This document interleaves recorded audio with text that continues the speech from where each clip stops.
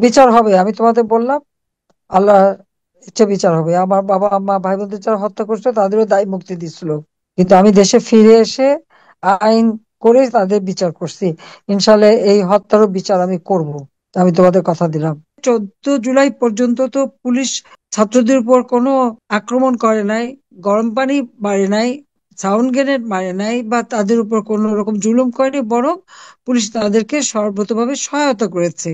সে মোহাম্মদ ইউনূসের যে পালিত সন্ত্রাসী সমন্বয়ক হাসিব, সে কিন্তু একটা টেলিভিশনের ইন্টারভিউতে বলেছে, আমি কোট করছি, যে পুলিশ হত্যা না করলে আর মেট্রো রেলে আগুন না দিলে বিপ্লব সার্থক হতো না, আনকোট। তার মানে এই পুলিশ যে তারা হত্যা করেছে এটা কিন্তু পরিকল্পিতভাবেই হত্যা করেছে। 15 তারিখের থেকে তারা যে ধ্বংসযজ্ঞ শুরু করে দিল এই ছাত্ররা, সমন্বয়করা, এবং বিভিন্ন জায়গায় তারা জ্বালাও পোড়াও অগ্নিসন্ত্রাস, থানা আগুন দেওয়া, লুটপাট, বাড়ি ঘরে আগুন দেওয়া ব্যাপকভাবে যখন শুরু করে দিল, পুলিশের উপর যখন আক্রমণ শুরু করে দিল, এরপর থেকে তো এই ঘটনা চলতেই থাকলো। আর কি দুর্ভাগ্যের বিষয়, যে যে পুলিশগুলিকে হত্যা করলো, আমাদের অগণিত আওয়ামী লীগ নেতা কর্মীকে হত্যা করেছে, 14 দলের নেতা, সাংবাদিক, সাংস্কৃতিক কর্মী, আইনজীবী, সব শ্রেণী পেশার মানুষের উপরেই তারা হামলা করেছে এবং হত্যা করেছে। সেখানে এতে কোনো বিচার হবে না। যাদেরকে হত্যা করেছে তাদের পরিবার বিচার চাইতে পারবে না, এদের দায় মুক্তি দেওয়া হয়েছে। দায় মুক্তি কেন দেওয়া হলো? যদি কেউ অন্যায় করে তার তো বিচার হতে হবে, তদন্ত হতে হবে। যখন 6 জন মারা গেল, আমি তখন বিচার বিভাগীয় তদন্ত কমিটি করে দিলাম, এবং সেই তদন্ত কমিটি কিন্তু কাজও শুরু করলো। কিন্তু ইউনূস ক্ষমতা আসার পরে সে তদন্ত কমিটির কাজ বন্ধ করে দিল। কিন্তু সে ক্ষমতায় এসে কি বললো?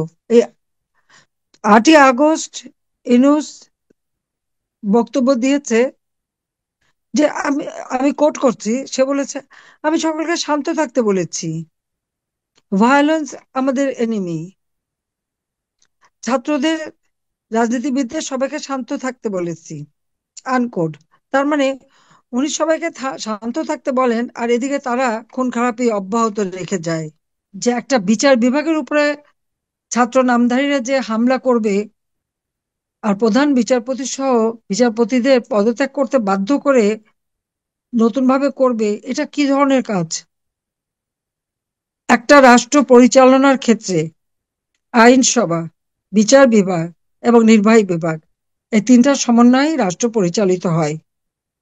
কিন্তু আমরা দেখলাম হেনু সাহেব কি বলছেন, উনি তো দেশ চালাতে ব্যর্থ, সেটা নিজেই বলেছেন, তার যোগ্যতা নাই। আর তার এই অযোগ্যতার ফলাফলটা কি? উচ্চ আদালতে হামলা, সংসদ ভবনে হামলা, এক্সিকিউটিভ অর্থাৎ আমাদের সচিবালয়ে আগুন, আর গণভবন তো আগুন, লুটপাট। এটা তো পরিকল্পিতভাবে। সব থেকে দুর্ভাগ্যের বিষয় যে বঙ্গবন্ধু ভবন, যেটা বঙ্গবন্ধু স্মৃতি জাদুঘর, আমরা দুই বোন, বাবা মা ভাই সবই তো আমরা হারিয়েছি।